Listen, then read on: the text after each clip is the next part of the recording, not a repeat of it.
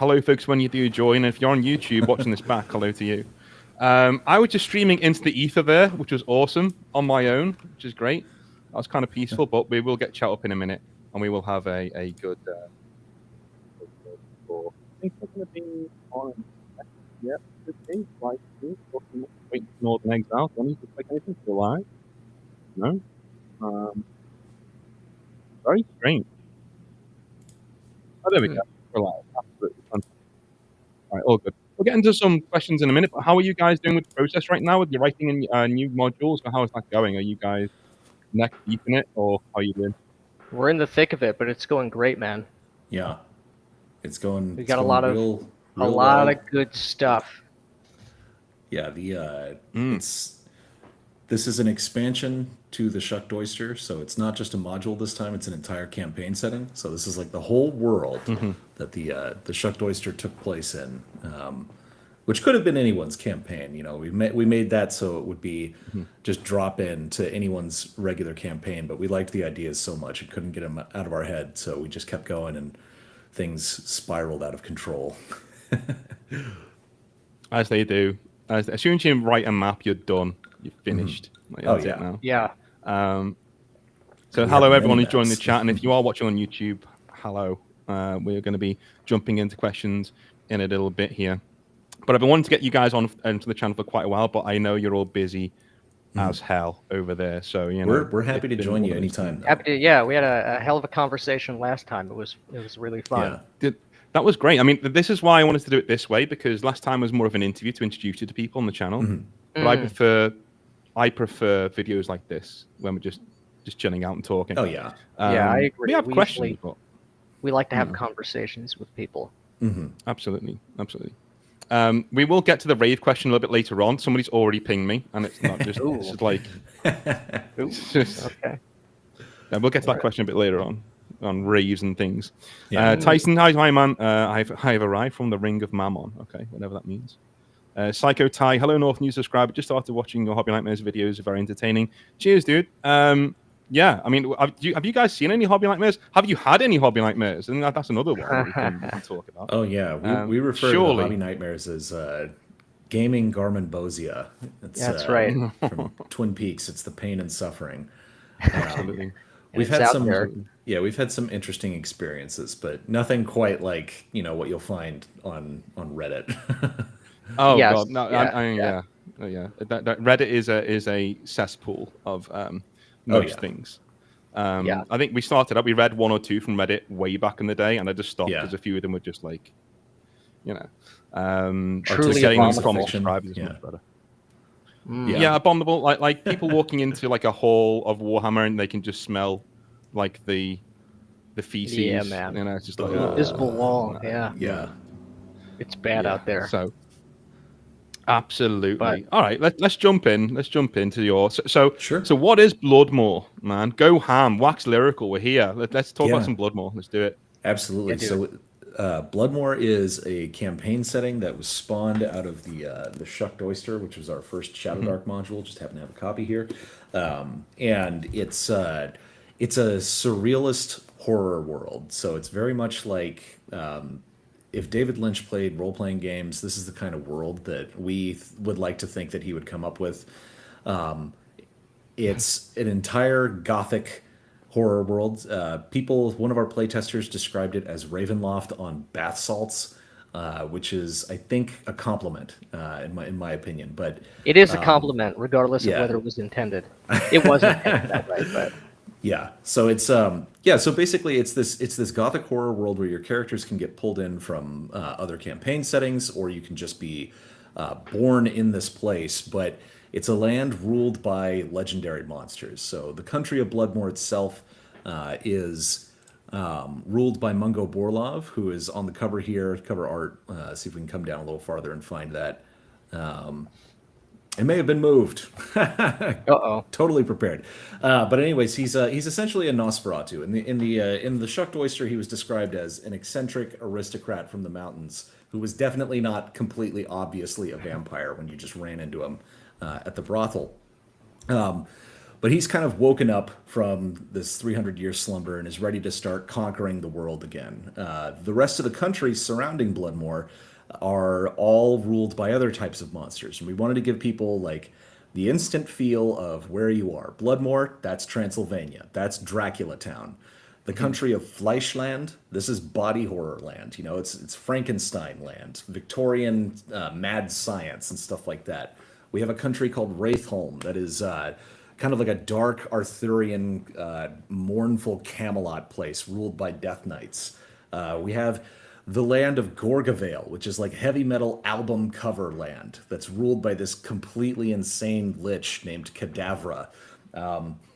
There's the Goblin Kingdom that's very much like the world of Labyrinth. And all of these, and there are more as well, but all of these different countries and legendary monsters, sort of like our module, The Shucked Oyster, all of the leaders have these competing motivations and mutually exclusive hatreds and alliances. So if you get caught up in that world, something is going to happen. Like it's a big open sandbox place, and for really, really crazy adventures. And the thing is, it's not simply a wacky cartoon land, though. We invite people to really take it seriously on its own terms. And we assure you that it will be, not only will you have kind of like the epic heroic drama, but you will get comedy out of this in ways that you couldn't have anticipated. And it's going to be very, very fun. But we're launching this on Kickstarter on June 3rd. And we encourage everyone to go to the Kickstarter page and get signed up for notifications so that when that goes live on Tuesday, that we can blow it out of the water. Because this is, it takes... the first 2 days are the most important in any Kickstarter's lifespan. Yep. I've never done Kickstarter. I mean, you know, sorry, Nick, go on, sorry. Oh, no worries. I was just going to say briefly, you know, because this is a full world, a full campaign setting rather than a singular location like the Shucked Oyster was, you know, you're not just getting the competing dramatic motivations and web of intrigue at scale, at the top level down to the individual level, but we have things like new races or ancestries, as they're called, some of which are very funny. New classes, and one just like the Shucked Oyster was in large part inspired by the carousing mechanic that is a really core part of the Shadow Dark play experience.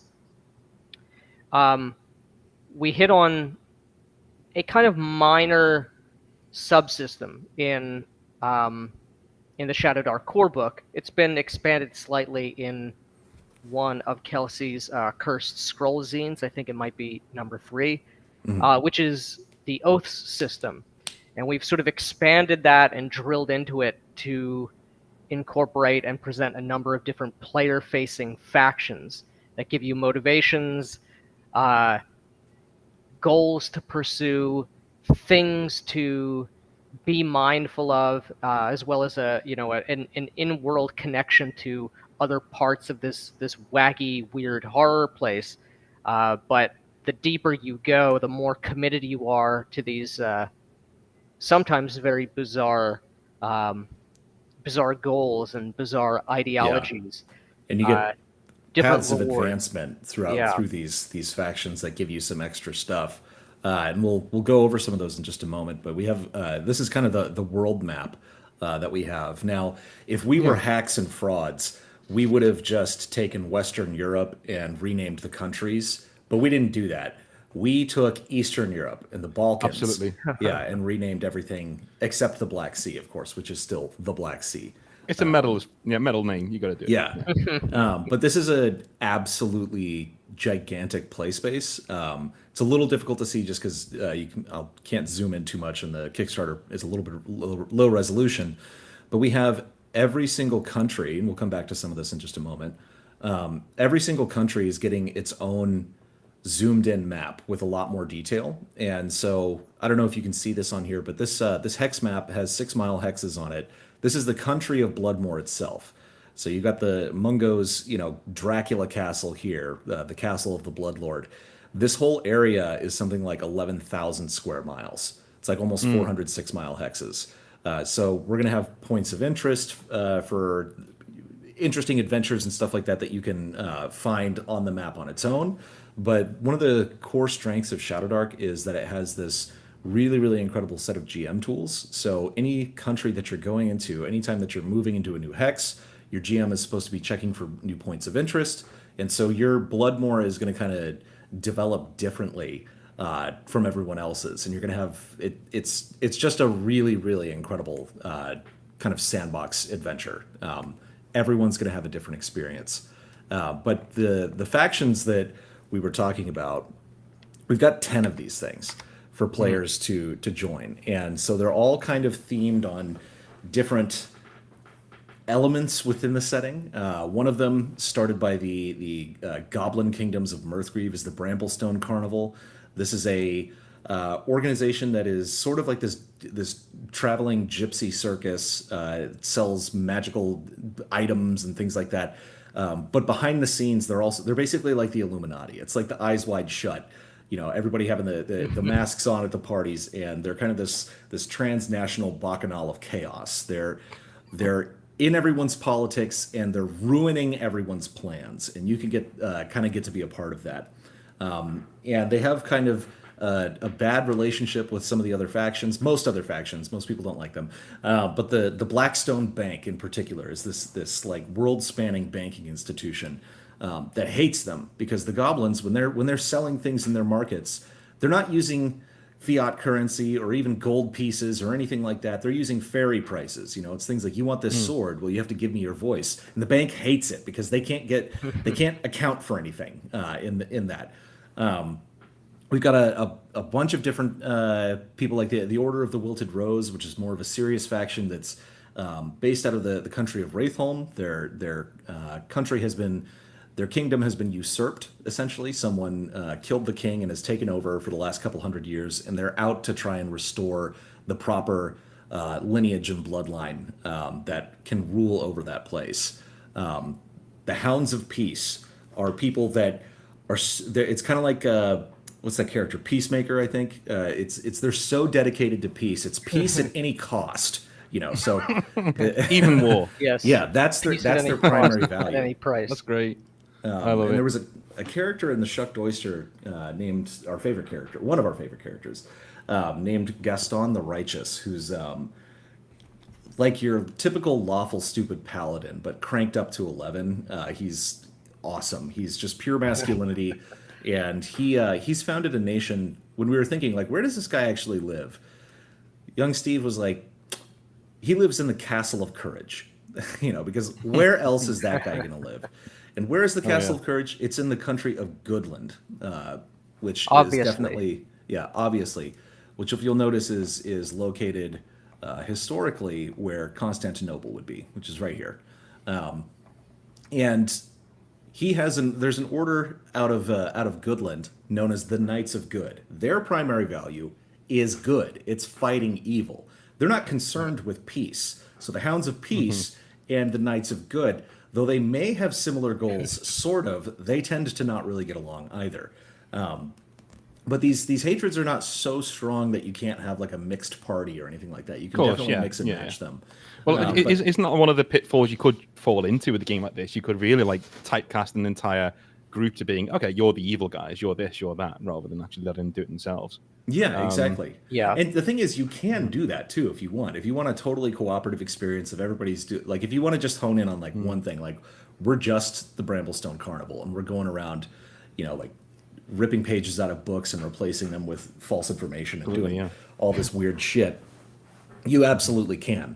But we've got the Royal Society of Unrestrained Vivisection and Men of Vision. These are your complete mad scientists out of the city of Cronenberg in Fleischland. And we have, let me see where it is here. Yeah, we have a little write-up on them here that basically gives your code of honor that you have to follow to maintain your status in there, and then your kind of ranks as you level up. So at level one, you're considered an adjunct, and so you get like an additional language of your choice, which is a pretty minor boon. Level 4, you become tenured. You get to recall useful esoteric knowledge once per adventure. And it goes all the way up until an Arch Scholar at level 10, which is basically when you die, the Men of Vision, the Society of Unrestrained Vivisection, they'll find at least a piece of your body, and they'll bring it back to Fleischland, and they'll stitch you into something and reanimate you. Awesome. So you'll come back as something weird and kind of messed up. So there's like the low key body horror and comedy is just off the chart. It's just great. It's awesome. They operate out of the city of Cronenberg in Brukenenko University. So it's just complete madness. Like their code of honor is very. It's like the taboos of simpletons are an invitation, not a warning. Document all ruins and hidden places so their knowledge can be shared with the Royal Society. And willful destruction of knowledge is an unpardonable crime. And even to join these guys, you have to have been kicked out of another faction or accused of crimes against science and humanity, basically. Yeah, you have to have escaped prosecution from someone else. Yeah, for blasphemy. So just talking to chat as well. So we will be doing the 40k question a bit later on as part of what we're doing today. But Bloodmoor is what we wanted to start with because it's something that I've just seen coming up. I think I had this question last time you guys were on, and that was literally, "Hey, are you guys going to do something bigger than the Shucked Oyster? Or are you actually going to do something?" And it was, and you at the time you said, "Yeah, there's something. I can't talk about it right now. There is something." And here we are. So this is what I wanted to start with. Now is the time. We ended with that question last time, and we're starting with that. The answer to that question this time, which is awesome. I will put it in the description of the video as well, so people can go and absolutely. It looks fantastic. It really does we've got. It's an absolutely massive world with just more stuff than you can. You could adventure in a single country and have an entire campaign there, or you can do globe spanning stuff. There's some deep lore that we'll have as well for GMs of what really is Bloodmore? What is this place? Why is it so weird? Why is it that characters and gods from other settings can get pulled in? And it's very schizophrenic and very funny, and makes for some very really interesting, things to happen in the game. That does lead me onto the other question, which is one of my favorites. That what we got was, why did you choose to do a campaign setting for Shadowdark rather than creating your own game system from scratch? Is that something you want to do in the future? Or does doing it this way allow you to skip a lot of the things that maybe you weren't that interested in doing and getting straight into the meat of the matter? We're definitely going to do our own game at some point. But just like how the Shucked Oyster happened, we had a sort of one-off idea. What we thought was a one-off idea when we were recording a video or writing the script for our video comparing the Shadowdark system to old school Essentials, and the idea would not be ignored. And then by the time we had laid out all of the characters and all the plots and not plots, I shouldn't say that, but the various conflicts and premises. The various conflicts. One of the chief characters which demanded to be looked at and demanded attention was Mungo Borlov, because we had laid the groundwork in the Shucked Oyster that he's a Dracula who took a nap that was supposed to be for only 50 years or so, but circumstances were such that he has been asleep for a much longer time than he's anticipated, and all of his Dracula brides have been ruining his house and his holdings and all of his vassals, as they are wont to do. As they are wont to do. And now all his vassals have declared independence, and he wakes up and like, geez, dude, what do I got to do now? This isn't how it was supposed to be. And that's very interesting. It's very funny.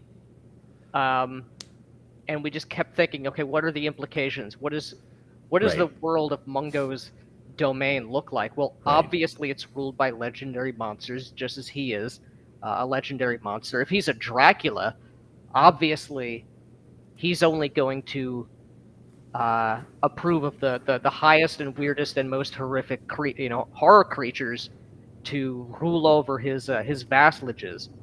And well, what do we do with that? What if we have, as we do, a gorgeous, hot, goth babe, banshee queen? What if we have an Arthurian death knight, a deranged lunatic lich, a incomprehensibly mischievous goblin king, and Right. all the other dramatis personae?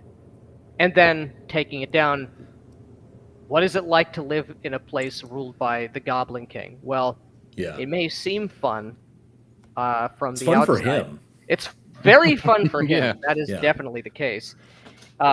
So we knew we had to come back to it. And whatever we're working on, we're always occasionally coming back, and we have an idea like, oh, we have to include that. So Yeah. One other question. Sorry. Have you guys ever read it's a new book? It's called The Devils. Have you read that yet? No, Okay. I haven't heard of it. Devils. It's a Joe Abercrombie book. He's okay. I have the Lord First Grimdark trilogy. Yes. Yeah. This sounds like that. Obviously different, but in that there's like a hit squad of monsters who are taken by the Pope. And the Pope says, "Listen, we've got to install somebody on the throne of Troy, because Troy is still a thing in the Middle Ages in this world." And they send like a vampire, an elf, all these little things that are just like horrific, and they're guarding this woman, and they're given this brand. So if they ever think about hurting her or each other, they get violently ill. And there's this necromancer there who is just like such a dick that he just keeps having diarrhea because he can't stop thinking, even if it's best for him to not think this, he can't stop himself. He's such a dick. And it's just like, and you got a paladin who can't die, that kind of thing. And it just, it sounds like a very similar feel to like the I'm gonna have to read that after we're done writing. Yes. I'll give you a link. It is brilliant so far. It's so funny. But yeah, this does strike me as that. So I'm really looking forward to this. This is going to be my shtick, I think. It's going to be so funny and so good. All the characters on the front cover here, these are him and his brides. It's the type of thing where it's like he married this really hot-headed, like almost like Italian blooded woman who just caused him nothing but headaches. That's Belladonna Lamort on the left. That didn't go well, so he's like, you know what, I gotta get a new one. I gotta get a new wife. We got to do it right this time. So he gets the kind of Victorian aged trad wife. This is proper trad wife. Yeah, exactly. This is the Ava Green and Penny Dreadful. That ended up being a horrible mistake as well. So he's like, fine, I just want someone to make me feel young again. And he gets this broad on the right who is truly psychotic and destroying his life. So he's decided to call it quits. And basically, like, before he can start conquering everything, he's got to get his house in order, and he's got to do a monster divorce from these evil women. But they've been preparing for, they've got their case is being prepared for hundreds of years. He doesn't want to pay blood alimony, So this right here, just the cover alone, this is like a giant set of adventure hooks that you can use. Yeah. But all of these characters, just like all the characters in the Shucked Oyster, they're tied into other parts of the setting. And so anything that you're doing, you're always going to be kind of stepping on the toes of some sort of potential antagonist or ally. And because of the nature of how big the world is, you've just got basically unlimited hooks, and it's guaranteed that no one's game is going to go the same way. Which should be how a role-playing game functions anyway. But absolutely. There's no linear adventure path here. It's like, this is literally like, here's an unreal number of really high-quality hooks for you to run with, and some very interesting things that can happen at the world level, at the local level, and you can just kind of run with that. This is the thing that is so cool, is the adventure hooks, because so Warhammer 40k has an RPG called Dark Heresy. I played it. Oh, you played it? Great. Yeah. A lot of that game, it's not really good for adventure hooks because it assumes you're a 40k guy already. It assumes you know what you're doing, that kind of thing. You've already. I always love it. 40 years of adventure hooks in your exactly. Like, the Emperor is, you're a bride of the Emperor. You know what you want to do. But books like this absolutely do need all of those hooks, all of those little signs saying, "Hey, maybe use this." Fantastic stuff. And we will get into that in a minute, because that is another question that I wanted to ask, and that was, what does the what is because we'll go through the themes, because I wanted to talk about this to people, is what is the state of tabletop role-playing and wargaming publishing for smaller creators right now? I can speak to this too, but I am really, really curious as what you're going to say in terms of, because I know you guys are on Kickstarter as well, but I know you've had issues with, Big Daddy Cool's tariffs and things like that going on with publishing and stuff. So how are we right now, do you think, in terms of the small creators? That part of it, the tariffs thing, is really kind of rapidly evolving. So I don't know where that ends. I think it's going to stabilize, and we're probably going to end up with fairly low tariffs all around. But who knows? Who knows what's going to go there? In terms of like the kind of state of the industry, in terms of like the big corporate people like WotC, I think they're in real trouble, not because of the trade situation, but because they fired so much of their audience, and nobody cares about this new edition of D&D that they made. Right. They changed enough of it that you basically it's not really backwards compatible, but they didn't change enough to give people a compelling reason to buy it. And there's a bunch of culture war stuff associated with it as well, but it's just they've made a product that really nobody cares about. So I think their D&D is probably going to get shelved for a while, or they're just going to switch to doing like licensed properties. In terms do you of, not think? Sorry, man. Do you not think like with the culture war stuff, people are just exhausted with it? Oh yeah, people. If you see they definitely are. You know. Yeah, they absolutely are. And it's impossible for them to adjust course at this point. Right. Yeah. For a number of different reasons. It's not a small startup company, that can just pivot and do things like maybe TSR would have, or even Wizards of the Coast before they got bought up by Hasbro.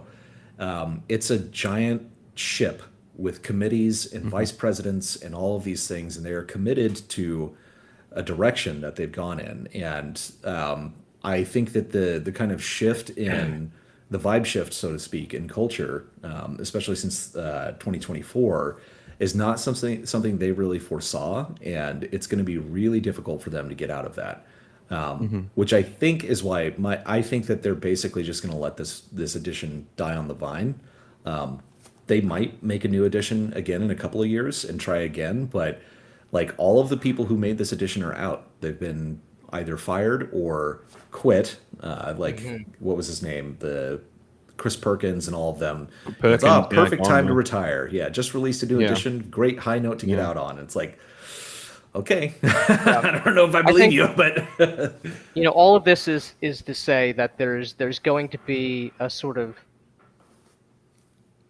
significant foundational shift in, if you want to call, the meta of RPG publishing from both big publishers and independent publishers.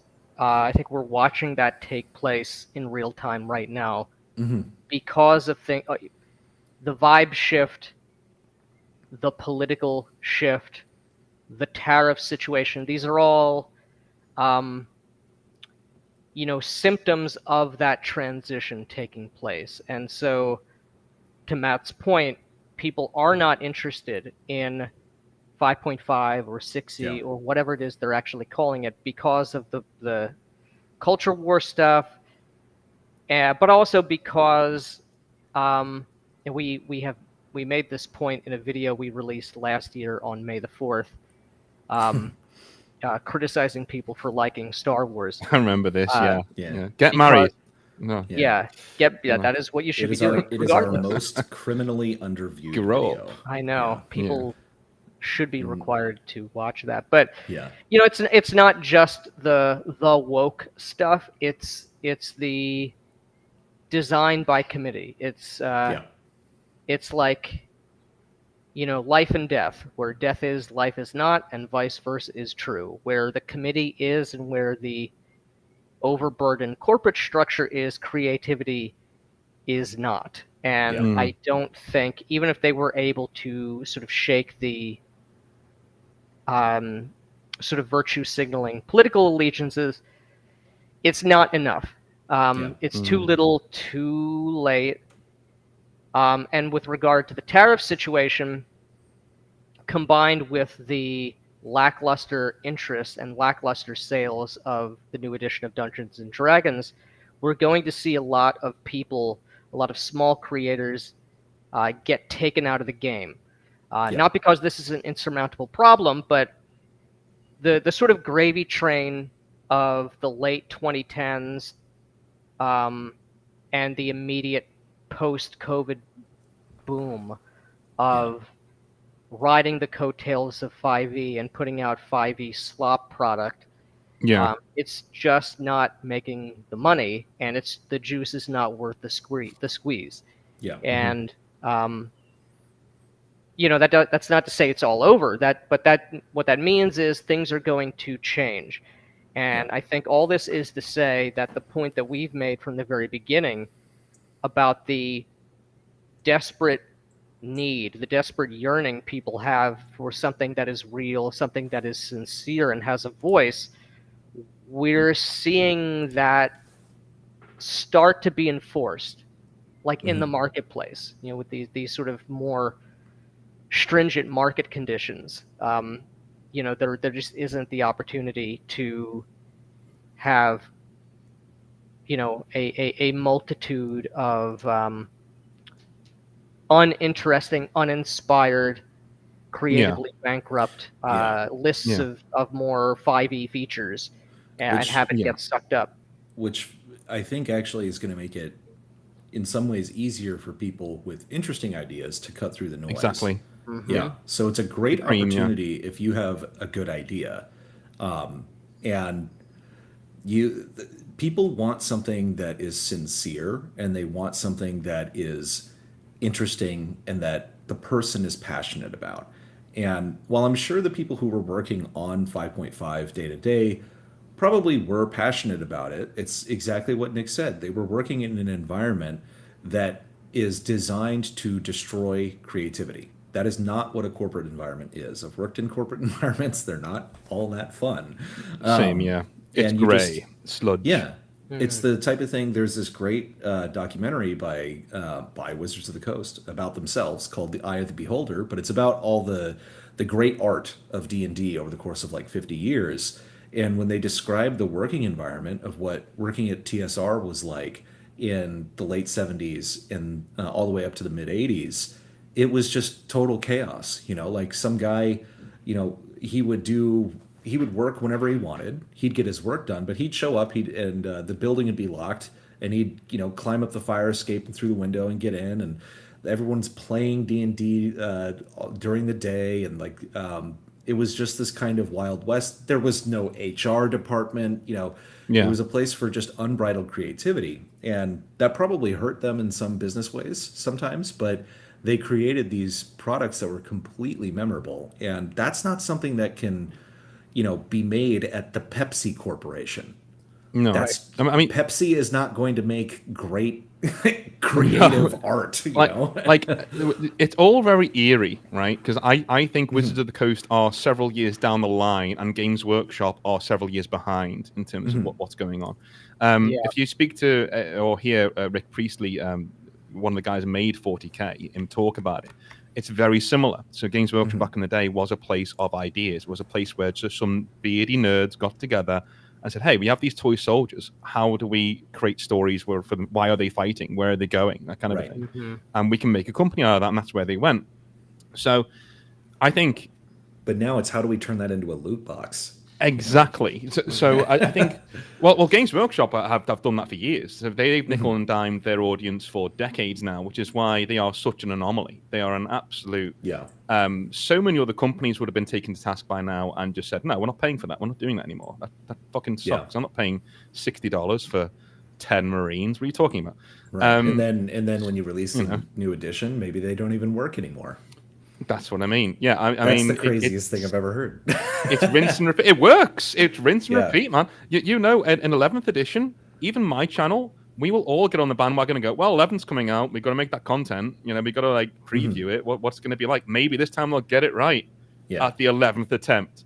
And I can see Wizards of the Coast again, they're further down the tracks. That's all they are. They're further down the tracks. Games Workshop will get there eventually. I always thought it was funny the way that people talked about Wizards in Games Workshop because they just fucking hated them, and it was just like, and they would just mock them mercilessly. It's like, yeah, they tried to do brick and mortar stores and they didn't work, and I was like, well, neither are yours. You're paying me.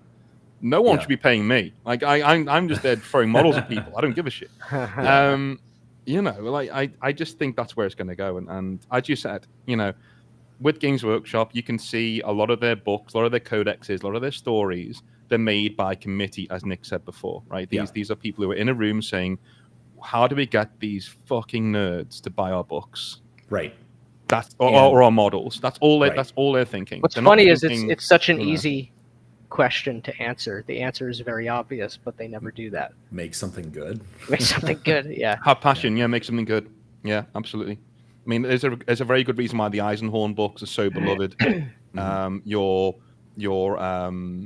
Black Legion books, your Night Lords trilogy, things like that people go, I've always wanted to write this book, and then Games Workshop go, oh, okay, we've got nothing else for you, may as well write that, and then it sells. Right. Because they threw themselves into it. Yeah. Then you've got things like the Horus Heresy, which are this bloated mess of just nonsense, and they sell out of obligation because you're now 50 books in and you want to see how it ends. Right. That kind of thing. Even though how it ends, but you know what I'm saying. I have gotten to the point now where I can't do that to myself anymore because it's like TV shows. There's so many times where it's like, it's the sunk cost fallacy. It's like, I've watched 3 seasons of this. I just have to see how it ends. I got to stick it out. And the answer is you don't have to. Right. You really don't. You can leave. Yeah.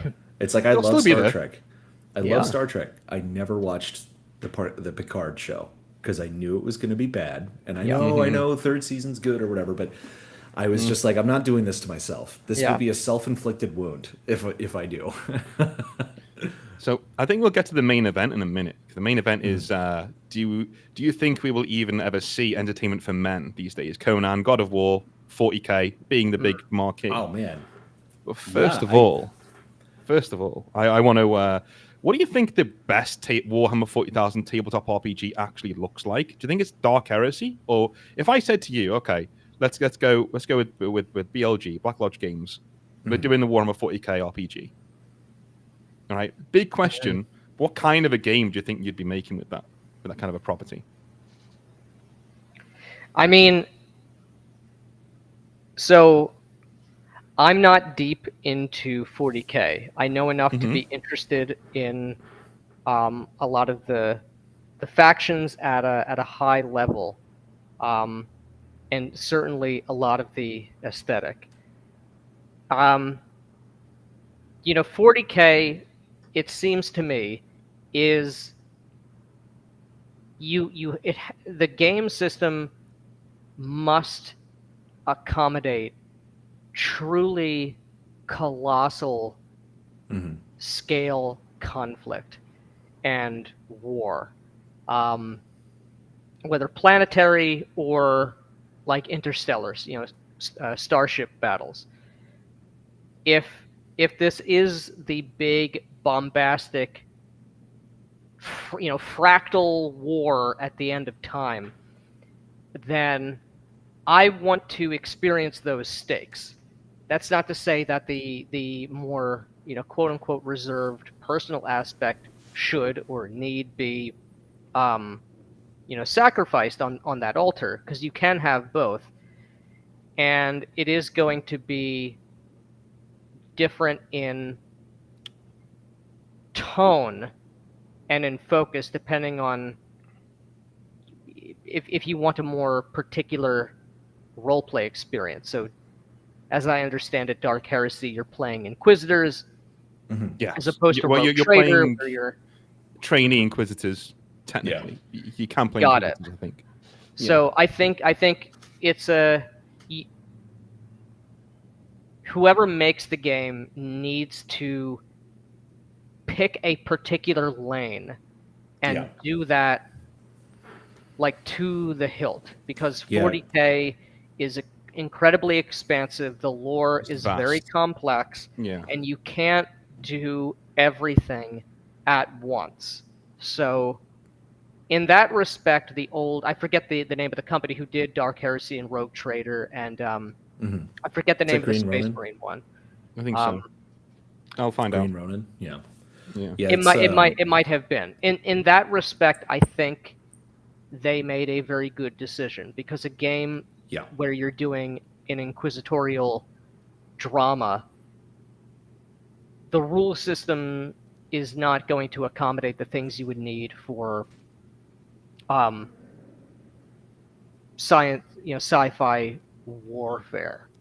Apparently, it was Black Industries, Fantasy Flight. Okay. Who did it? 2008. Right. Yeah, that surprises me. Yeah, okay. I agree with that, because the thing is, there's multiple. I would not say that there's one Warhammer 40k RPG you could make, and I know there's a lot of people who really like Warhammer Fantasy RPG, but that, I think, allows for, you can do adventuring and you can do a lot within that, but 40k is different, because you can't just play an average Joe, because playing an average Joe, there's hundreds of trillions of you. You know, it's like it's in the, I think it was in the Dark Heresy book. They were basically saying, like, you know, your life does not matter. You're on this hive world where there's like the skyscraper has 1 billion people living inside it. You know, and it's like it's very hard to have.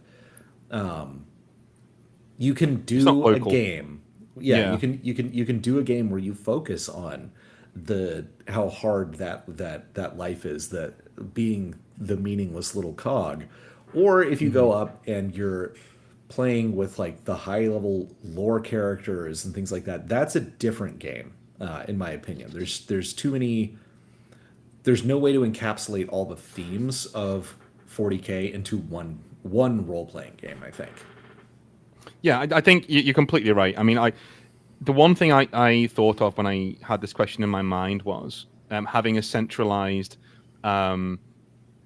starship. You're on a starship, you're going up there, a centralized role-playing game, and then module spin-off of that. Because we currently have the Death Watch module where you can all play Space Marines. Because obviously, you know, in playing a Space Marine in a normal party, that's ridiculous. You're just going to mow through everything at that level.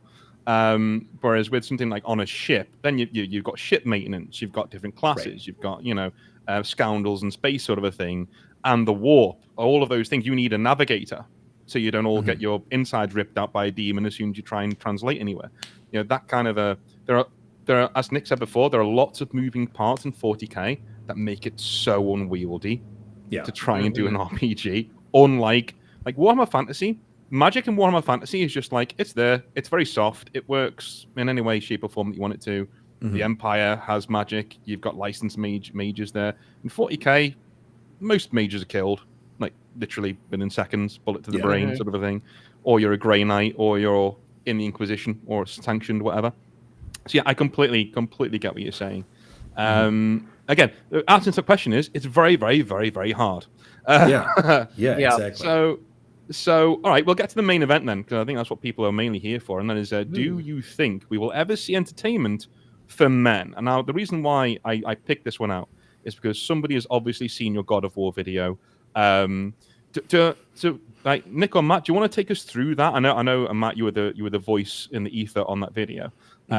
What was the message of that video, and why do you think it's so important? Before we jump into maybe how 40k fits into this argument. Yeah, I played the very first God of War game back in like 2005 probably, and it was a lot of fun. It wasn't Shakespeare, but it was just unbridled masculine power fantasy, and very few games have been able to really do that recently. And I remember seeing the new God of War, how not only the gameplay was significantly changed, which is not always necessarily a bad thing. I mean, new technologies allow you to do different things, new game designers doing different directions, but the character of Kratos has been so neutered. You know, like he used to just be this force of death and annihilation and rage and anger. And that was fun. That was why people liked playing the game. That's why we showed up to mash the buttons, was because it was hilarious, you know, reaching into the Cyclops' head and pulling its eyeball out. That's the point of God of War. And the new games, it's like everything that Kratos does is basically just him apologizing for being so awesome in the first couple of games. It's everything that you liked about the first games. It's like you have to feel bad about that. And occasionally we'll let you do it just a little bit in the game, but then we're going to wag our finger at you again. It's like it's essentially what they did. People liked the movie The Joker, and they liked it for the wrong reasons. And so they made The Joker 2, and they raped the Joker in the movie. It's like that's what they did. That's what they're doing here in this game, especially in the second one, where it's just, this is not entertainment for men at all. This is entertainment for midwits and women. And if you go and watch, it's a humiliation ritual for. Yeah, if you're a man who liked, that's exactly it. If you were a man who liked the previous games, this is a humiliation ritual for you, and it's revenge for you. And the whole thing about it being for women, it's not even that I'm like against women having their own entertainment, but if you just look up God of War broke me, or God of War crying, or God of War emotional, you'll just get video after video after video of these female streamers who are sitting there performatively crying during all of these emotional scenes in God of War Ragnarok. And the thing is, they are getting out of that game what the game developers intended. It's like you are supposed to cry. You are supposed to feel this, this father-son relationship, and Thor is such a broken character because Odin was so bad to him as a father, and now he's passing it on, and he's an alcoholic, and he's fat. And it's like, that has nothing to do with why I wanted to play God of War. Like, that has nothing to do with it. And absolutely, the Kratos that everyone knew would have just killed all of these people, and he was capable of doing it from the beginning. Which is the thing. It's like the character was capable of just wiping out this new pantheon, just like he did to the Greeks. And so it's like, why wouldn't he just do that? Like, why after I don't remember what the timeline is of the original trilogy, but it's quite extensive. It's like, crazy, It's crazy. But it's like, do you really people don't really change? they become more not to that themselves extent over time. Anyway, not to that extent. No. And this was it's just this. It's a humiliation ritual. If you liked that game, this was a studio that took this as an opportunity to say, this is okay. Well, we're going to show you what was actually bad about all of that, and it's just a deconstruction, which is the point we make in the video. It's like there's just nowhere left to go with a character. The only thing you can start is start pulling out the Jenga blocks. We have to deconstruct this, and it's a completely cynical way of looking at things, and it is a very feminine point of view, and people get freaked out when you say feminine point of view or masculine point of view, and but it is a feminine point of view. This whole thing of like, no, you shouldn't stand up to this person, or you should try to always have peace and be nice. It's like, that's not the way that men view the world, and it's not the way that the world works in most cases. It's a bad set of decisions, and it's from the lens of women, basically. They said, didn't they? So I saw Corey Barlog, who's the director on both games, I think, and he was on the originals, I think. He said, when he was asked about it, he said, well, we're all fathers now. When we were doing the original God of War, we were all young men. So basically what we're saying is we were fun. Now we're not. It isn't even that, I don't think, because it's such a perversity. And the most benefit of the doubt you could give that guy for what he said is that's just the cop-out answer. I think it's actually probably significantly worse for him and a lot of these other people, because fatherhood and masculinity are not at odds with each other. The sort of domesticated, castrated version of Kratos in the 2018 and what is it, 2022, that it doesn't matter, Ragnarok came out. Semantics. This is an absolutely abysmal, like truly wicked illustration of what it means to be a father. And what it means, the implication being what it means to be a good father. which is to completely, what would you say, cloak and suppress not only your own vitality, your own masculinity, but to do the same to your son. It really is like a male version of the devouring mother kind of a thing. Yeah. And obviously it's that way, and obviously it could only have been that way given the types of people who made the game. Any child, particularly a male child, who is raised in this way, they are not going to turn out good. Or if they do, it's going to be in spite of that rather than because of it. It's it's a truly reprehensible way of viewing the world and way of viewing children. Because you could have told an interesting story about Kratos as a father that would have, from the surface level, let's just keep the character consistent. You could have done that.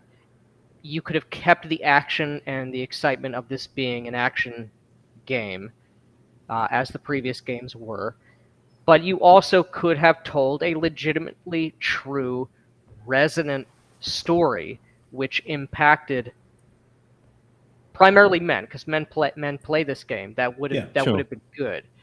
But we didn't get that, and it's impossible for these creatures to imagine a world that is anything approaching reality, and to imagine a world that approaches in any way a normal sort of hierarchy of values. Everything is inverted, or it's flattened entirely. So we have a few interesting points here. One from Didemo, which I think is really cool. He says it makes sense. Letting girls into the boys' club kind of ruins it for the boys. I mean, I get what you're trying to say there, Didemo, but but vice versa. Yeah, exactly. Yeah, exactly. Yep.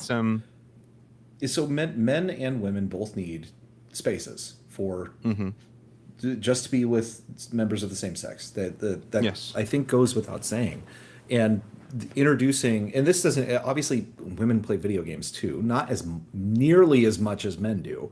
So this isn't like women shouldn't even be able to buy video games or anything along those lines. But it's when you take a product that is primarily always been consumed by men and start to feminize it, you undermine the thing that made it successful to those men, and you alienate your audience. And those games were extremely successful. So it's not like this, this wasn't like they're going broke on this or anything like that.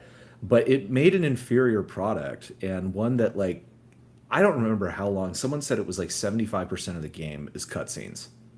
Yeah, that's not a game. Not quite that, but it is a lot. It's a hell of a lot. It's too much. And this is also, just bring back loading screens. Just bring back loading screens. I don't need to fucking press forward and walk through this little zone while you unload the level behind me and load in everything ahead of me. All right. I understand this is the stupid trick that they've been trying to do all the way back since Mass Effect with the fucking elevators. It's like, well, we don't have loading screens. It's like, I don't want to stand in an elevator. I don't want to just be on a boat paddling over and over and over again, listening to these people prattle on about shit that doesn't matter. Like, let me play the fucking game. They did it in Max Payne 3 to also, like, the worst extent possible. It drove me absolutely insane. But sorry, mate, go on. Go ahead. On that, Wendell has said, I don't know if he's going against what we're saying or whether he's agreeing with it or trying to open up a new discussion. But he says, Kratos is castrated. Doesn't he teach Atreus how to hunt, build, survive, forage, and generally be a man? He's also pretty cold and distant to his own son in the way none of us would have been in our own lives. Well, number one, Wendell, you're making a lot of assumptions because some of our dads were like that. Not quite Kratos level, but some of them were. And number two, I don't think anyone's trying to say doing all of these things makes you a man. That's not what we're saying. What we're saying is that the thing that what Kratos is bastardized throughout the games. Kratos from the first game could have been a dad, right? That would have been, now that's interesting, right? Now you got this conqueror, you got this dude who doesn't change, And then he looked at this little boy and he's like, well, what do I do? like, what do I do now? Right. My wife isn't here. Do I get a babysitter while I kill things or what? I don't know. An interesting alternate take on this too is like if you wanted to take this game that was basically like this over-the-top male power fantasy and turn it into more of like this prestige TV show style that they did, like they could have just chosen a different character and done a very different story with it. Like God of War, you could have played as Baldur in the first one. That would have been cool. Point in the video, it would have made sense. But again, like, and he would have had real motivations to do this. Like, you'd have to change the thing about him being, like unkillable. But it's like the sorts of things that Freya did to him, by trying to keep him safe, to the point where she made his life a living hell. That's good motivation for a character to go out and do those things. Like, that's a more interesting character to me than Kratos somehow being like, oh, well, I wiped out the whole pantheon of the gods. I won finally after they've tortured me. I guess I'll feel bad about it now. It's like, what? I shouldn't have done all those things. Well, hopefully people are seeing the signposting for the 40k discussion, right? Because one of the big things that we've seen in 40k is us generally... I was speaking to Nick before we started, and we're generally moving away from the grimdark aspect of 40k these days. We're getting more towards Saturday morning cartoon, chasing Amazon money.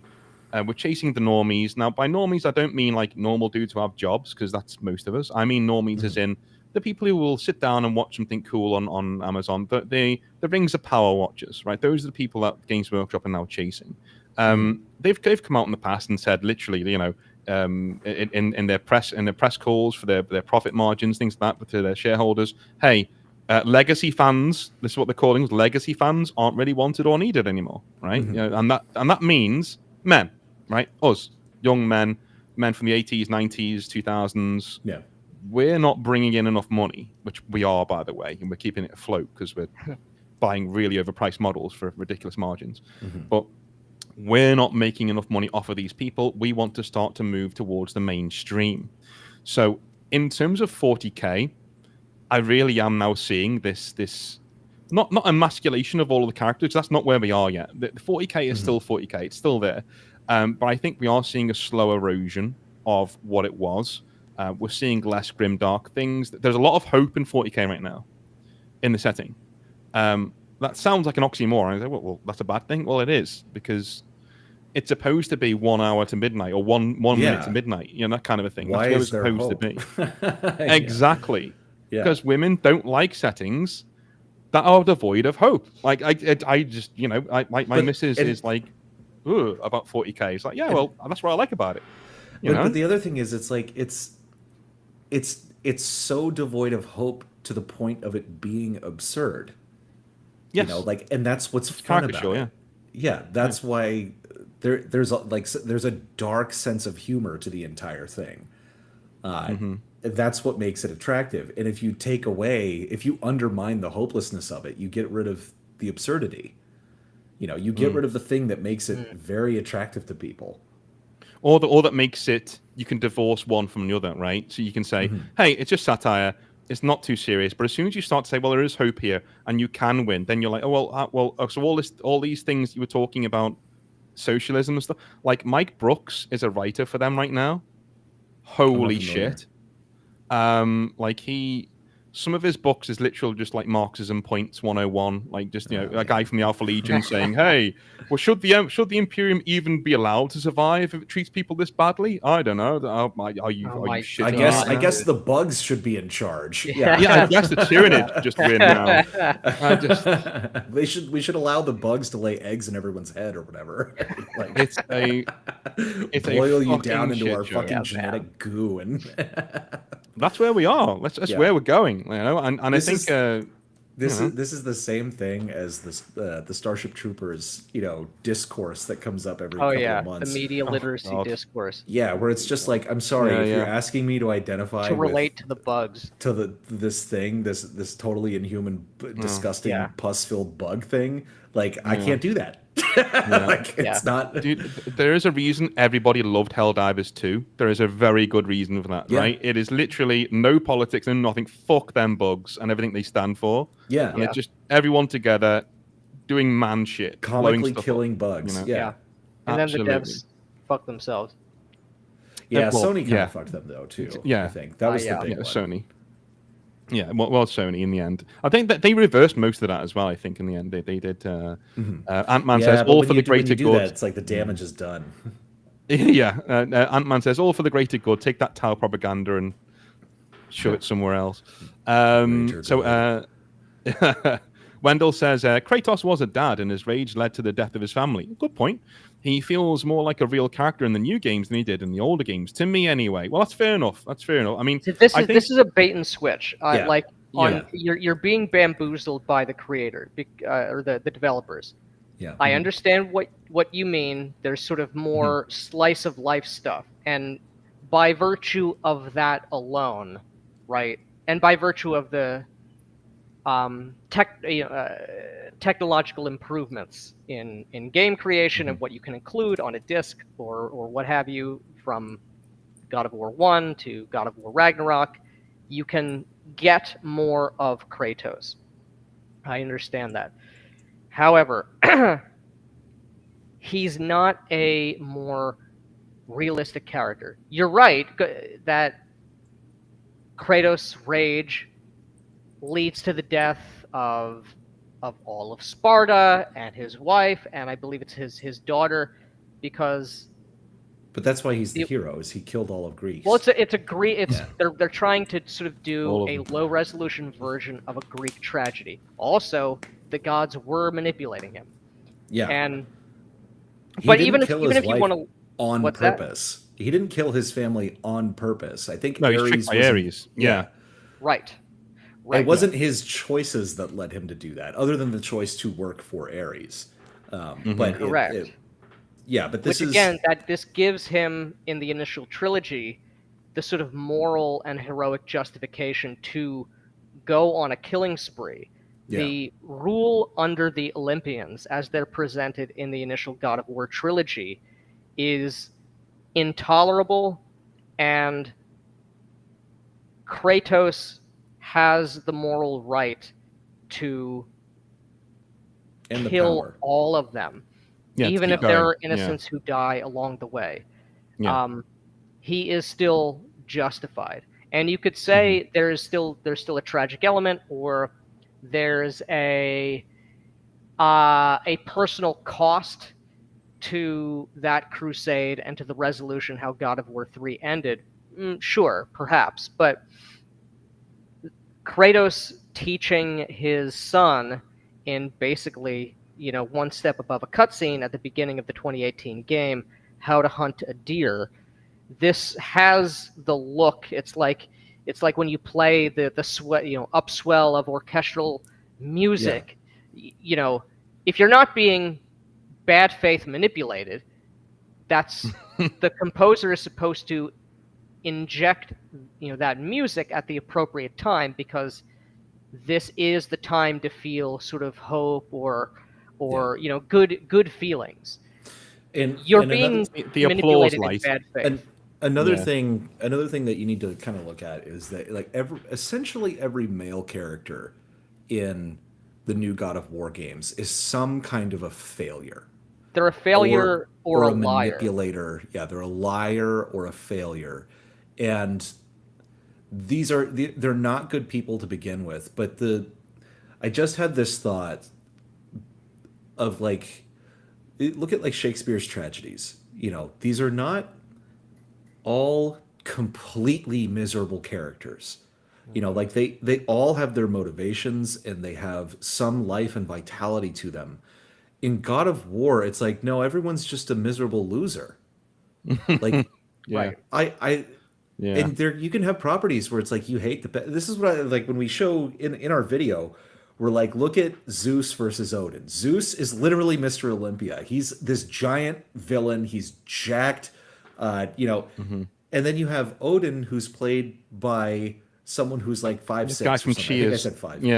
Yeah, exactly. He was on the West Wing, and it's and Thor is like always drunk and his family's upset with him and all this stuff. And it's just like, Yeah. these are not gods, Mm-hmm. you know? Mm-hmm. This is not. They're not even people. They're not even people who exist within a story, right? Yeah, it's like these are inserts of real debased trash people, which is why and this is the sad thing. This is if that had been all the characters, but you were still just Kratos and you got to go kill all of them, that would be awesome. It would be great. That would be a great game. And they would have hated that because you would have taken exactly the real right message, right, which is the wrong message from their point of view. Yeah, I am sick of demoralizing art where everyone is a worthless sack of shit. I want I want power and I want heroism, and it doesn't have to be. This doesn't mean that this is like it has to be as cartoonishly black and white as the original God of War games. Although I do like that, and that is good. But it's just like give me a character that actually has some sort of life in them. You know, I'm tired of the just immiseration of art. I really loathe it. These wanting to have these things. This is ammunition which is used every time anybody expresses this desire. Why can't things be good again? Why can't things be true again? Right. And it's presented from the other side as you're just being sort of a grug brain who wants to switch your brain off. Didn't you know that it actually never was good? Right, yeah. And this is was the lie. Yeah, and it's this like is the no, lie, fuck you. And you have to violently tell these people no whenever you encounter them. It's not just I want things to be like they were, and it's not just I want bright colors and loud noises. Right. It's any story is kind of hyper real, or it's hyper true. Mm-hmm. No one tells a story about the 57-year-old person who is a widow and he works at the DMV, and this is the story about him making breakfast and going to his mailbox to check the mail, and then maybe he drives and pays one of his bills. There's this sort of exaltation of drudgery and exaltation of existential malaise, which they include these things in stories for a reason. It's because they hate you, they hate themselves, they hate how the world is, and the true fantasy from the committee, the HR department, is to say that the most alienating, what would you say? The most alienating presentation of banal despair is the truest version of reality. Yeah, and it's overly cynical of what the world actually is. You know, correct. It's literally like, here it is. I mean, we got Shades of Slay here, so thank you for the £5, man. He says, rule number 1 of making money: market to people with money. Not sure entirely what their plan is going forwards, but with the way they think, who knows? Yeah, exactly. I mean, I think we're talking about Games Workshop here. Yeah. You know, like that they should be marketing. And listen, and I'd love to get into a conversation about gatekeeping too, because I think gatekeeping can be inherently positive. In fact, I think it is most of the time. Because gatekeeping is not, in my opinion, keeping everybody out because only people like me are allowed to come in. I don't give a shit who you are. If you're a man, woman, whatever color you are, I don't care. If you like 40k because you think grimdark is awesome and you want to punch a Tyranid in the face, or you want to be a Tyranid eating Space Marine hearts just for breakfast, dude, welcome. Come on in. Absolutely. Those are the people that they should be getting marketing shoved at them, right? But that's not what we're seeing. We're seeing a lot more. They even push like kids. There was kids books a few years ago, 40k kids books. What the fuck are you doing? Why? Like, what is this? Like, we can't do this. They can't work for the Inquisition. Do you know what they do?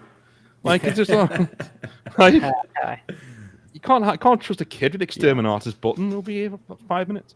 But I think that's what we're saying is that I'm not sure what you guys think about gatekeeping that way or. So my thing is like, I don't know that this can be prevented with big properties like 40K and D&D, because they're owned by these big corporations now, that they have interests that are not aligned with the hobby. What they have is a property that they can extract money from, and they will attempt to do that in any way that they see fit. And they're always going to be the corporations are always going to be lagging behind the actual culture. So it took a long time, really, for things to get as entrenched in progressive, the modern sort of progressivism in entertainment and media that we have now. And there has been a big cultural shift against that. And there's going to, you're already seeing this where games are not selling well, or that is probably the only way that will ever change them, is when the culture shifts enough that it starts showing up in their bottom line. That is when they will change. So I don't know that, like, trying to gatekeep out people of a different persuasion makes sense. I am for aggressively gatekeeping your own table, basically. Sure. Like primarily from like a RPG standpoint, and that also isn't just about just be around like-minded people. It's you want people who want to play the game in the same way that you do, and that's the most immediate thing that you have control over. But I'm very black-pilled on things like Star Wars and 40K and all of this. It's like, I don't think that they're ever going to recover and get back to how they used to be. I don't think that's possible. I am very optimistic about new properties and stuff being done independently, because they're not locked into that already. And it's when these large entities get control of the intellectual property, you're kind of doomed. And unless it's Elon Musk who owns that property, unless like the most outlier person on the planet owns it, like you're kind of screwed. Well, I think with GW, I think BlackRock have a big stake in GW, and there's a few virtue signaling things that they do that really do tend to skiff opinion in that way. I'm the same. I don't think 40K will ever get back to being grimdark and how it was. And I think, unfortunately, channels like mine and a lot of others out there who talk about the old days of 40K, that will become its own thing, because vintage 40K YouTube is a thing. There are whole channels out there that are dedicated to old battle reports, old factions, old artwork. The John Blanche 40K, the Blanchitsu, things like that. Everyone goes to these channels to make sure that they can get their fix. So it'll always be there. Like, we're not going to lose this thing. And as Matt said before, you can walk away. You're not beholden to these things. You can go and engage on them on whatever side you want to engage on them with. You can do that. And also, no hobby is better than bad hobby. And if you're not having a good time, that's true. Then leave, do something else, or go and read a book that you find good. If you like Dritz from D&D, but you don't like where D&D has gone, go read that. Go read Elric. Go read something else. There are tons of things out there. And again, bring it back down to Bloodmoor. Projects like this, if you don't like where D&D is going, if you want your Penny Dreadfuls, you like that sort of art style, these are the kind of projects you should be backing. I'm not saying that because you're here, but it's empirically true. Like, these are the things you should be going at and saying, okay, have some money because I want this on the shelf. I want to be able to play this. And then weirdly, going back to what we were saying before, the mainstream of the hobby is on a downward turn. Tariffs have a bit to do with that, but obviously the big companies too are shooting themselves in the foot. But I do think it's a golden age for one or two dudes in a garage. It's coming full circle again. It's never been easier to write, lay out, get art, even cheaply, you can get art without the use of AI. Like, you can, if you have an idea, you can make it happen. And the proof is that we did it. We had never done this before. We'd never written a book. We'd never laid out a book or contracted artists or anything. And we were able to do that last year completely on our own. We wrote the book before the Kickstarter was even. We were essentially, there was like 90% finished when we launched the Kickstarter. Right. You can do it. And the thing is, if you want to be a creator and you want to sell things like we do, and I think that our stuff is a massive cut above what the big companies are making. It's the quality that we offer in terms of the kind of things you can do with our adventures and with our campaigns. It's going to set your imagination on fire. And you can do that too. And if you want to do that, you got to start a YouTube channel. Like, you have to start a YouTube channel, because you could have the best idea in the world, but if nobody knows about it, no one will ever buy it. You have to be your own hype man, and you have a lot of people have this problem. Don't feel bad about it too. A lot of people will be like, "Oh, there's nothing sleazy about it. There's nothing sleazy about. If you're not excited about it, why should I be? Exactly.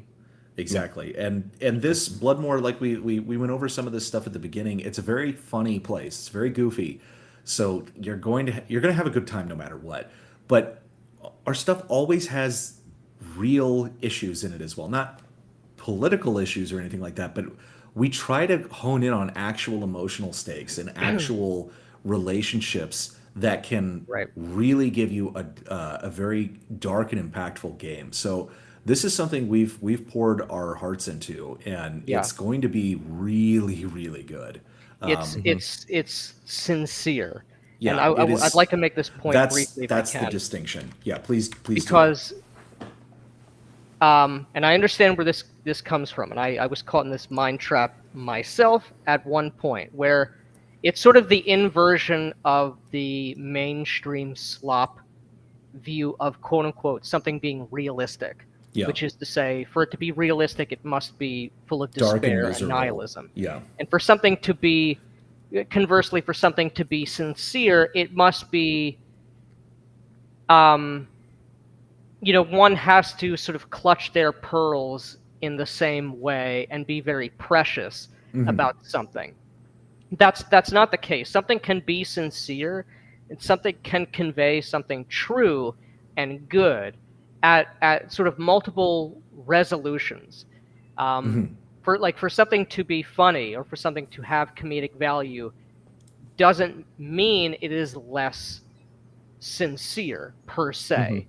Sure, someone who is less interested in the particulars, or if we're talking about lore, or if we're talking about abstractions in a game or in a movie or really any creative work, it has to be sincere at multiple levels. Obviously we talk about David Lynch a lot. We love David Lynch. Twin Peaks can be appreciated at the surface level just for the straight plot and the sort of physical, tactile plot lines which are going on. You can take it one step further and really appreciate the deeper aspects of what Twin Peaks is trying to convey. And that's, after a fashion, what we've tried to do with the Shucked Oyster and with Bloodmore. Yeah.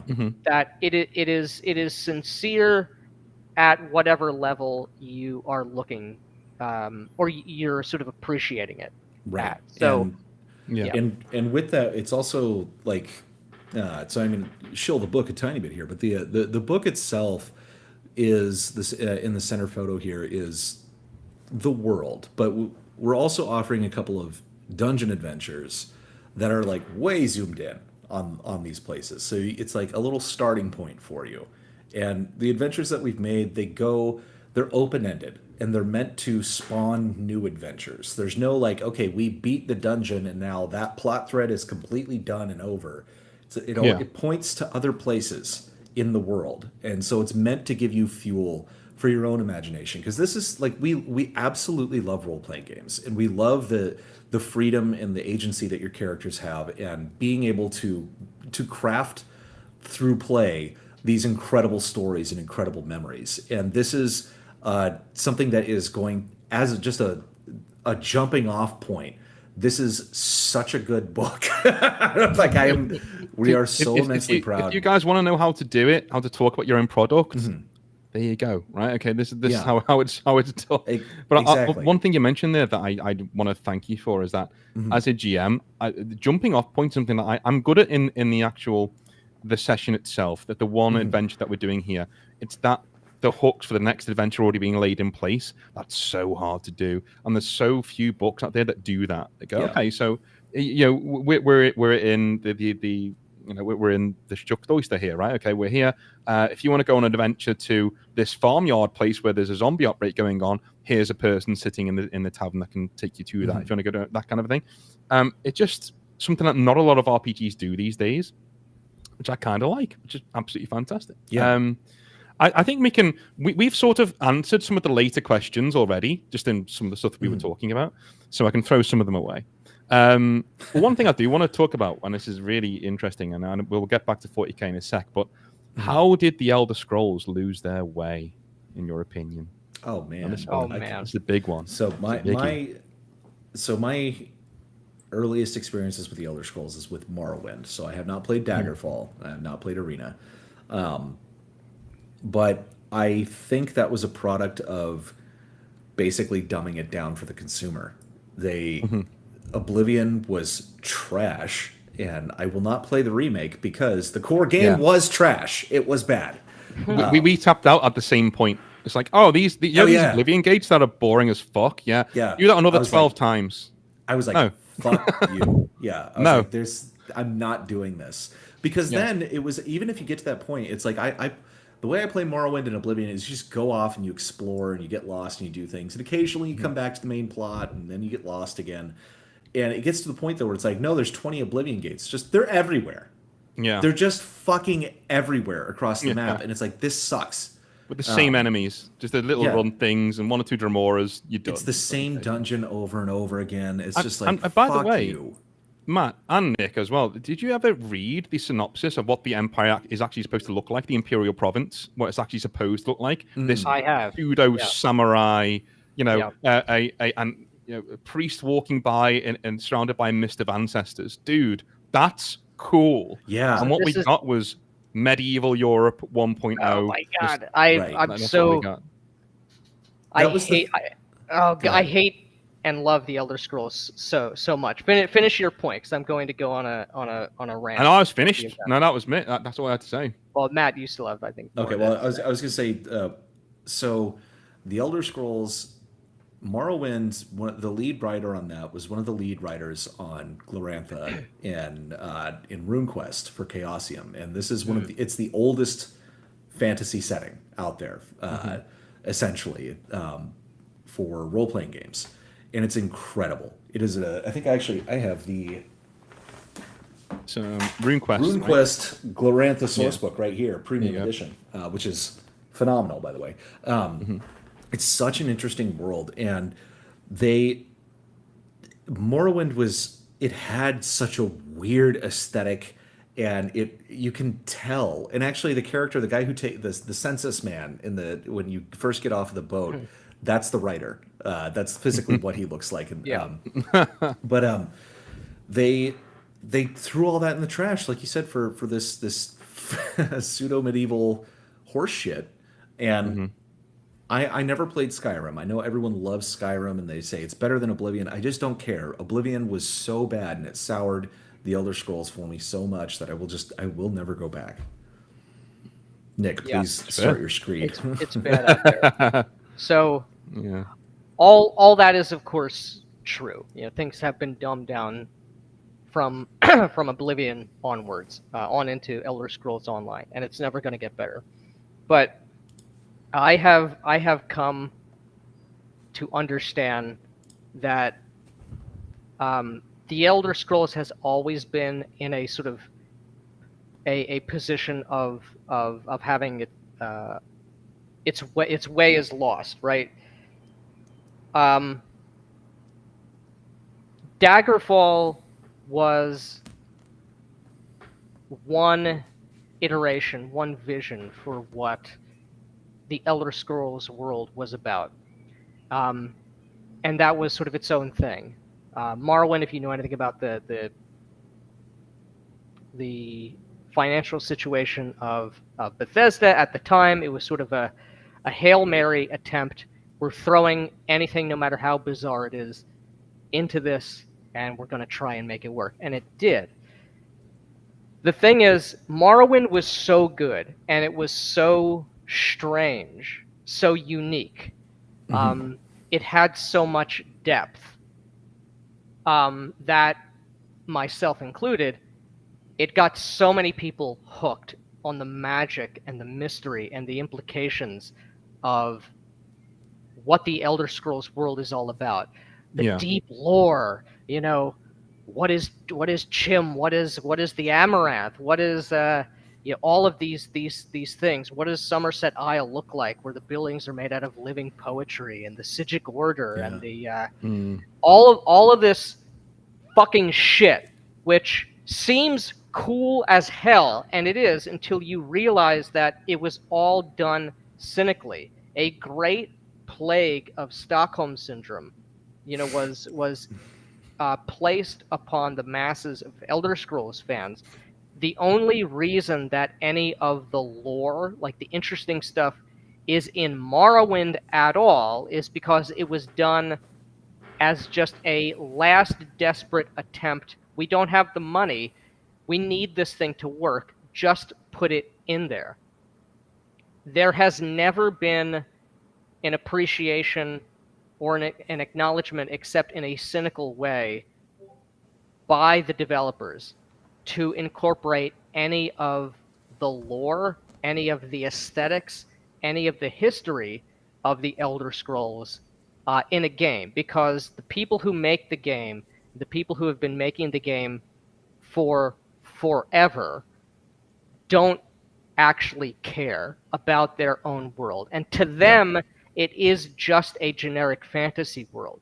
And they're always going to make it be that way because it is easier and because it appeals to a larger, it's less barrier to entry for more people. Yeah. If you're trying to maximize profit, you're not going to bounce off of it as much, Correct.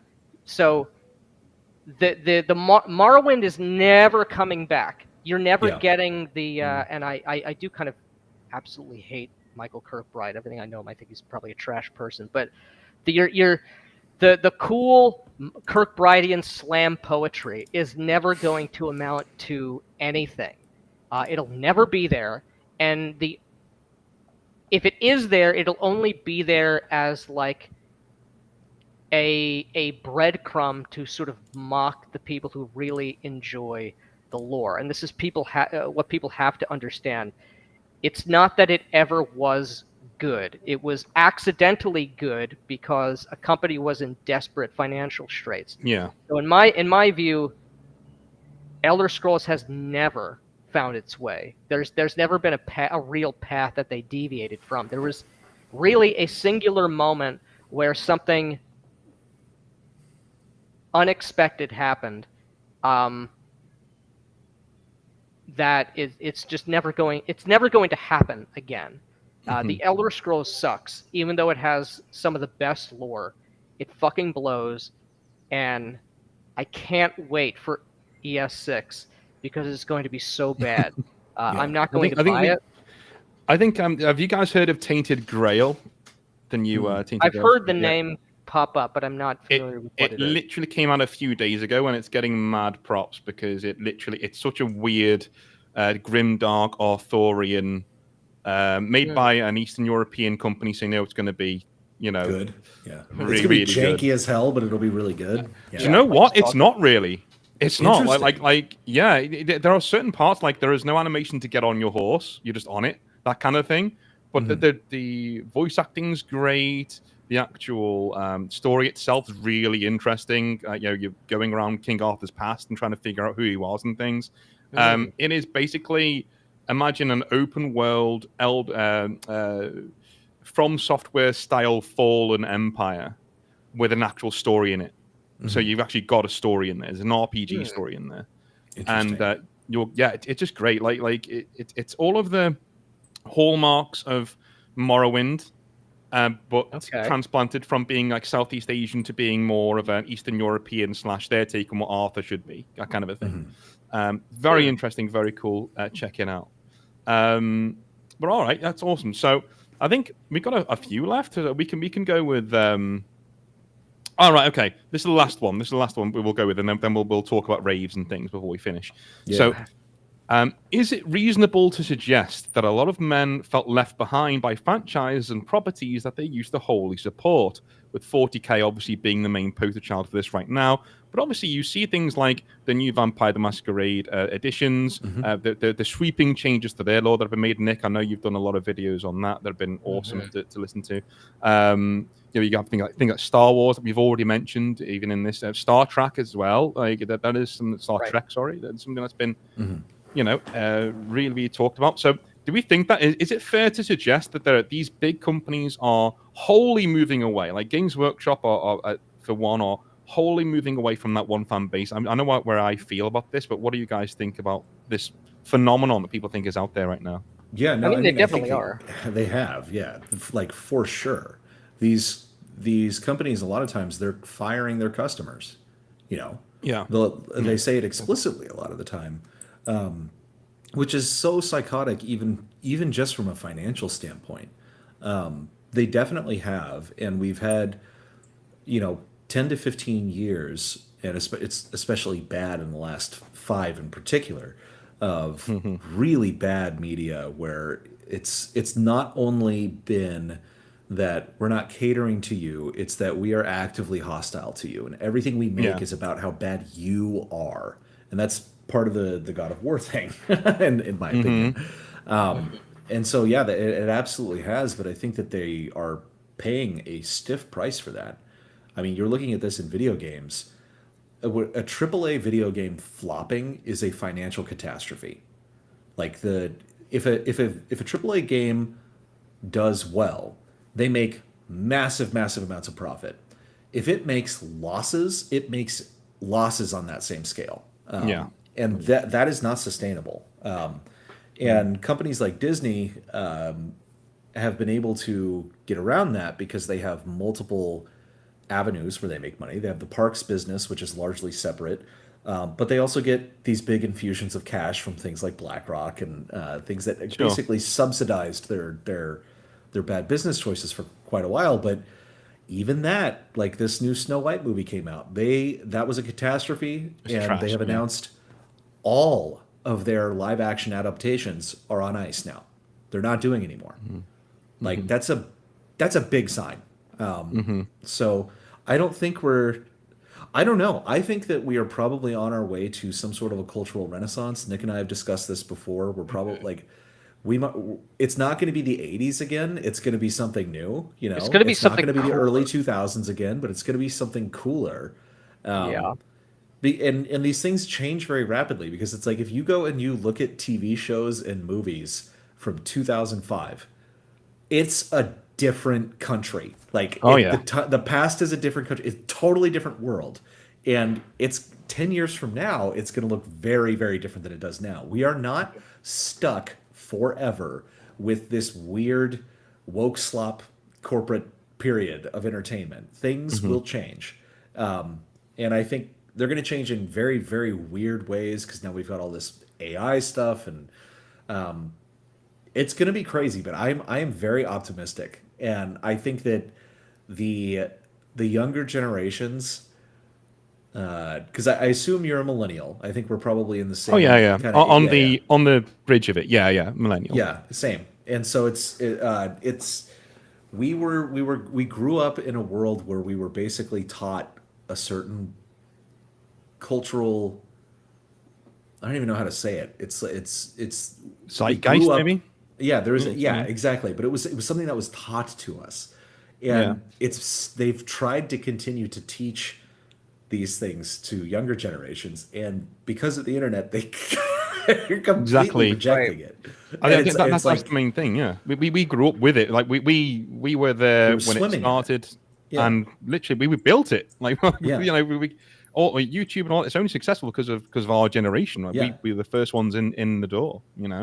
And when we've unknowingly poisoned kids' minds, like now that's it. Like they're perpetually online, and all of their opinions need to be acknowledged, and everyone needs to have their own little space to go and talk. And it's just bullshit. But like, do you remember what we said before about publishing and things? When I think we all mentioned it, where we started off with Games Workshop and Wizards of the Coast back in the day, literally just wanting to make stuff because it would be cool to make stuff, right? They're a bunch of guys in the garage, and it grew from there.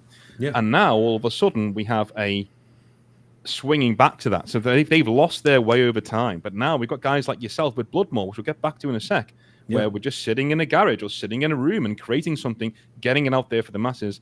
And that cultural renaissance that you're talking about, especially in fantasy fiction, things like Warhammer, new things will come along to supplant the old that loses its way. And I think projects like this is us seeing it happen in real time. Right. And I wish that those things that I loved as a kid didn't get ruined. Like, I wish they hadn't, trashed Star Wars and all this stuff. But I'm not going to, I would just suggest to people, don't lose sleep over it. And you can also come up with something really cool. And there's a ton of really cool stuff out there. Bloodmoor being one of them in particular. But there's a ton of really cool stuff out there that you can get excited about. And that doesn't come with any of the baggage, And our stuff is...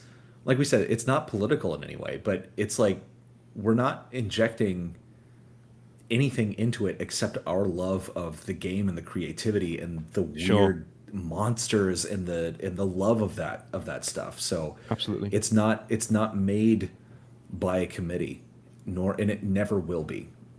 It never will be. That's awesome. That's brilliant. So one last question then. When is the rave? You're talking about June. So when is this going to be happening on your channel? What are we doing? So June 3rd. Our Kickstarter launch party. Traditional Kickstarter launch party. Yeah. We on June 3rd, we press the go button on this, and everybody who's signed up gets notified by email. So I do suggest going to the Kickstarter page and signing up for that notification because, like I said, first and second day are make or break for the entire campaign, basically. But once we press that go live button and we put our YouTube video up and we post it on Twitter and all that stuff, we immediately turn on the live stream, which is like a 3-hour DJ live stream. I've got my DJ equipment out. We're playing house, techno, basically anything that we want. Hopefully some disco as well this time. Yeah, we're talking to the chat. We got the the Kickstarter number. We get to watch it go up on stream, and it's a ton of fun. I think the last time you guys did it, I was getting ready for there's a teachers conference I had to go to, and it was all the teachers, and teachers in this country drink a lot because so I was fucked when I was watching that. I was tripping balls. Hell yeah! I was like, this is not the usual Black Lodge. This is not the usual content. That's the thing. We were like, no one is gonna do something. No one ever does anything like this. Like, they might do like a little live stream or whatever. It's like, no, we're having a rave. Hell yeah! I have a particular set of skills. Balls out. All right, dudes. Well, we can call it there. I guess that's done. So, well, thank you very much for coming on, guys. Nick and Matt. Thanks for having us. Absolutely. Thanks for having us, man. Go and check out Black Lodge games, dude. They're amazing. They're awesome. And I assume that's it. So we'll see you guys later. Have a good one. Thank you. Take care.